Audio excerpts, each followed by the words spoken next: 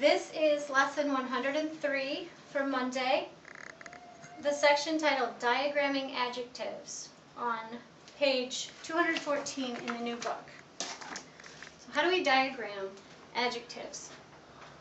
This is the first sentence example in your book. It says, the hungry workers appreciated a warm, hearty meal. So the first thing I would do to diagram anything is find the subject and the verb. Workers is the subject. Appreciated is the verb.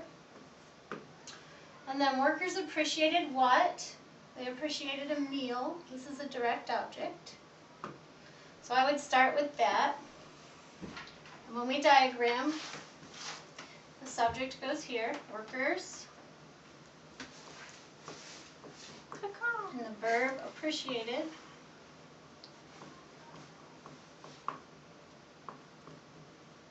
And our direct object goes here.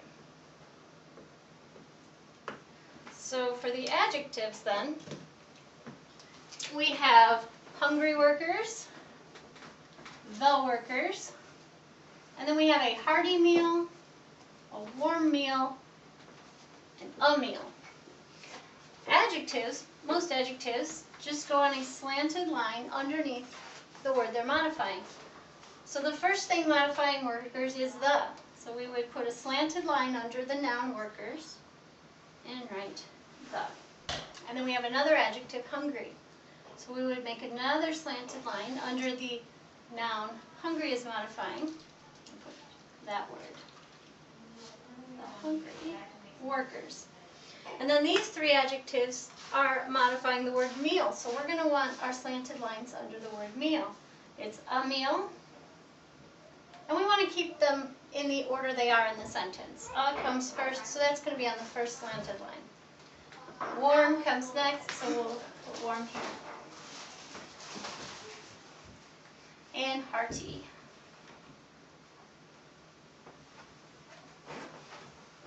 So we have the hungry workers appreciated a warm, hearty meal. Predicate adjectives are a little bit different. So let me write a sentence that has a predicate adjective, and we'll see what we do with that. Okay, this sentence has a predicate adjective. We have plums, that's the subject, are, that's the verb, and it's a linking verb. And this is an adjective, juicy. It's a predicate adjective because it's in the predicate part of the sentence. And we could take it and we could put it before plums and test it by saying juicy plums. And that is what the sentence is saying. So this is an adjective modifying plums. And it's in the predicate part of the sentence. So we're going to diagram that a little bit differently. We start with the subject and verb, plums are. Predicate adjectives follow a slanted line like this. It stops at the main line, but it slants back to show you that this word is modifying this word. So the predicate adjective doesn't hang below plums. It sits on the main line followed by a slanted line. Okay, so what if you have a compound predicate adjective? Is that okay? Can we do that? What if our sentence said plums are juicy and plump? They are plump and juicy. That is okay. Everything is the same. We still have the slanted line, but when we get here, we have to make the rocket formation here. Oh. This is what we do when anything is compound, pretty much, almost anything. We'll get to that in a minute. And one adjective would go on this line, and the other adjective would go on this line. And your word and would sit on here. And this could go on. If you had more than two adjectives, I mean, this could go on and on. Actually, it wouldn't look like that, but it would, you know, if you had 1, 2, 3, 4, it doesn't matter how many adjectives you have, you just make lines for them. So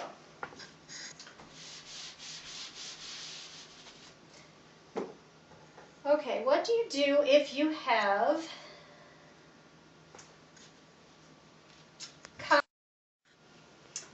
what do we do if we have a compound verb and each verb has its own predicate adjective? Here we have the subject velvet, and the velvet has two verbs. It feels and it looks. That's a compound verb. And do you remember how we diagram compound verbs? Subject, the main line that separates the subject and verb. And then we have to split the verb area into two sections, right here. So we have velvet feels and velvet looks. These are linking verbs because the velvet is not taking its hands and touching anything. The velvet is not taking its eyes and looking at anything. They're not action. They're linking verbs, and you can test that by replacing them with forms of be. I could say velvet is smooth and rich. Velvet is smooth and rich, or whatever. So these are, in fact, linking verbs. This, smooth, so feels is a linking verb, and smooth is a predicate adjective. It feels smooth. It has a smooth feel.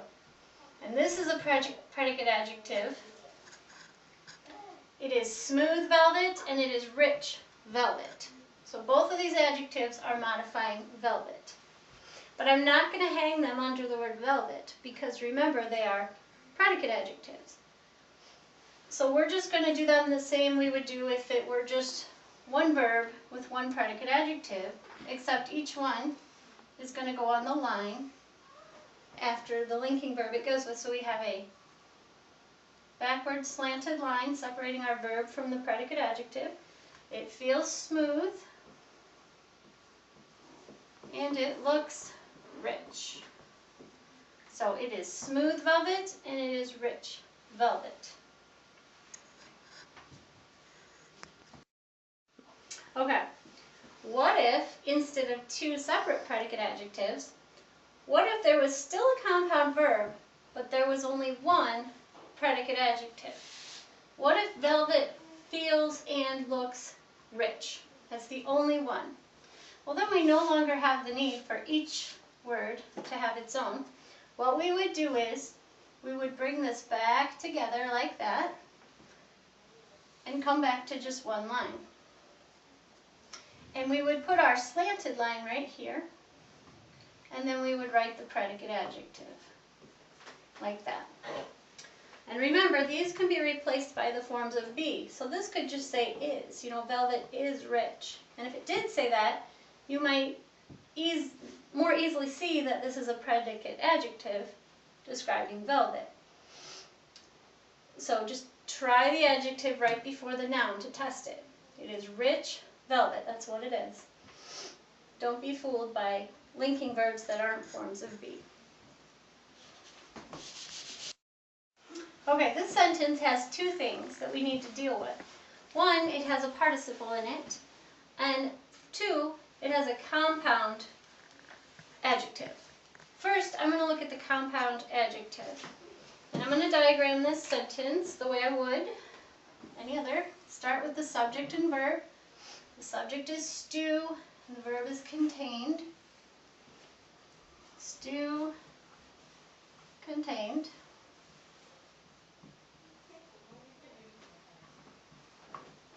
And then I have a word here, pork, a direct object. Stew contained what? It contained pork. So this is a direct object. Direct objects follow a straight line that stops at the main line. And now I can start putting in the adjectives. Okay. What kind of stew? It is simmering stew and it is the stew. These hang under the word stew. They are not predicate adjectives, so they follow the normal way of diagramming adjectives. It's the stew and it's simmering stew. And then I have some words describing pork. It is savory pork. That's one adjective.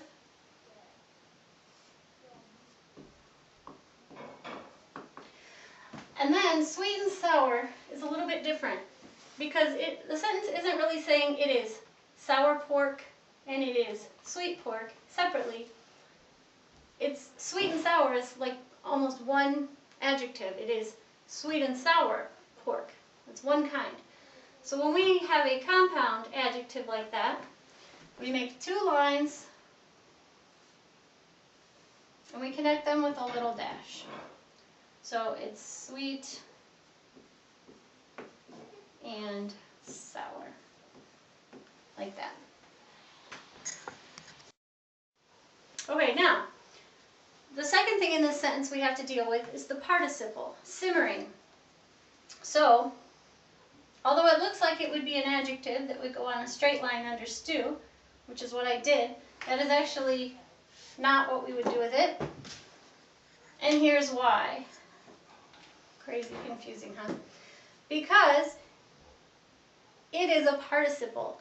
It is a verb form that ends in ing, and it's being used as a noun. So since it's a participle and not just a regular adjective, it gets a little bit different treatment on the line. Instead of just making a straight line like I did the first time, participles go like this. I'll use blue like I did before. The line comes down, and then like this. And then you have to write the word kind of curvy around the corner like this. Simmering. You just do. Don't ask why. I don't know.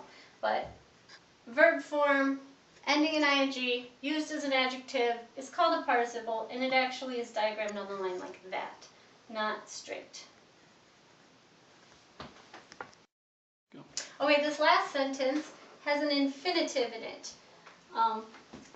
To be purchased is an infinitive form because being used as an adjective, because remember, purchase is a verb, but we're using the form to purchase. And we're using that as an adjective, so we have an infinitive. Be is just a helping verb for purchased. So here's how we treat infinitives in a sentence diagram. We begin with the subject and verb.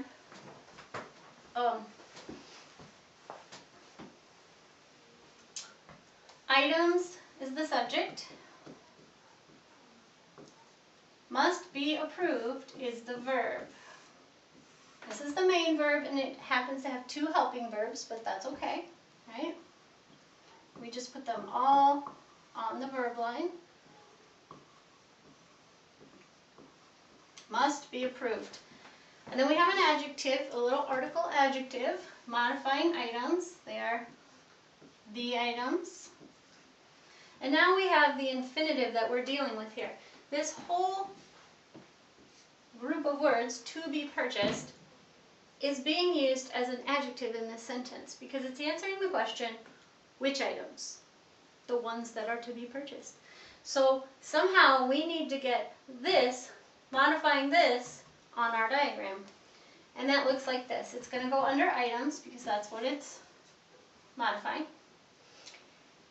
And we have a slant. It's just like the participle, except we don't have to write it rounded. We just put the to. Remember, all infinitives start with the word to. It's always to in the verb. So the to goes on the line, and the verb, being used as the adjective, goes on here. And if we have a helping verb, that goes with it. Be purchased.